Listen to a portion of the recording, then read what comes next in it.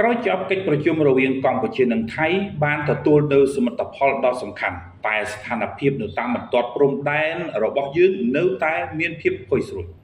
លោកអ៊ុចបូរិនអនុប្រធានទី1ព្រឹទ្ធសភានៃប្រជាណាចក្រកម្ពុជាបានបង្ហាញពីក្តីព្រួយបារម្ភចំពោះសន្តិភាពនៅតាមបន្ទាត់ព្រំដែនកម្ពុជាថៃ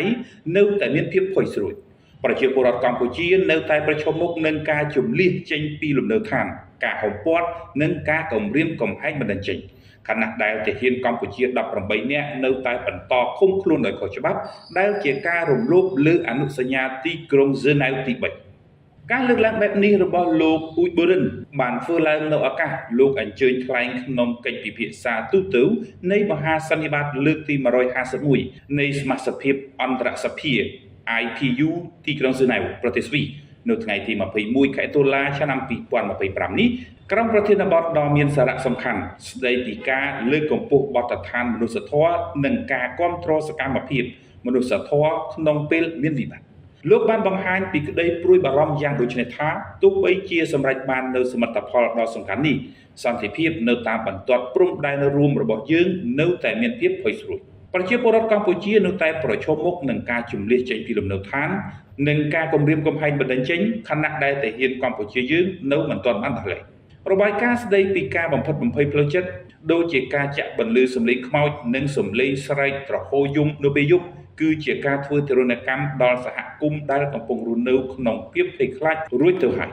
ការលើកឡើងអំពីការធ្វើ YouTube នីយកម្មរបស់កម្ពុជាលើតំបន់បេតិកភណ្ឌពិភពលោកត្រូវបានលោកអ៊ុចបូរិនគូបញ្ជាក់ថាគឺគ្មានមូលដ្ឋានទាល់តែសោះកម្ពុជាបានការពារប្រាសាទព្រះវិហារមិនមែនតាមរយៈការប្រើអាវុធនោះទេប៉ុន្តែតាមរយៈភាពជាបេតិកភណ្ឌច្បាប់និងការអត់ធ្មត់តាមពិតទៅការប្រើប្រាស់ការទម្លាក់គ្រាប់បែកនេះហើយដែលគំរាមកំហែងដល់ថ្មនិងព្រលឹងនៃប្រាសាទមិនគ្រាន់តែជាកេរដំណែលពីអតីតកាលប៉ុណ្ណោះទេតែវាបង្កប់នូវការចងចាំអត្តសញ្ញាណនិងព្រលឹងនៃប្រជាជាតិការធ្វើឲ្យប៉ះពាល់ដល់បេតិកភណ្ឌទាំងនេះគឺធ្វើឲ្យរបួសដល់មនុស្សជាតិទាំងមូល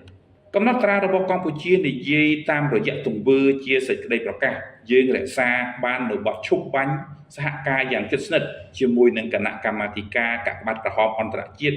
ICRC អង្គការ UNESCO និង ASEAN ព្រមទាំងបានដាក់ស្នើសុំភស្តុតាងដែលត្រូវបានផ្ទៀងផ្ទាត់ទៅកាន់គណៈកម្មាធិការអនុលោមតាមអនុសញ្ញាអូតាវ៉ាសរុបទៅភាគីខ្មែរនិងភាគីថៃនឹងរៀបចំកិច្ចប្រជុំលើកទី2នៃគណៈកម្មាធិការព្រំដែនទូទៅ GBC នៅថ្ងៃទី23ខែតុលាឆ្នាំ2025នៅទីក្រុងកូឡាឡាំពួរប្រទេសម៉ាឡេស៊ី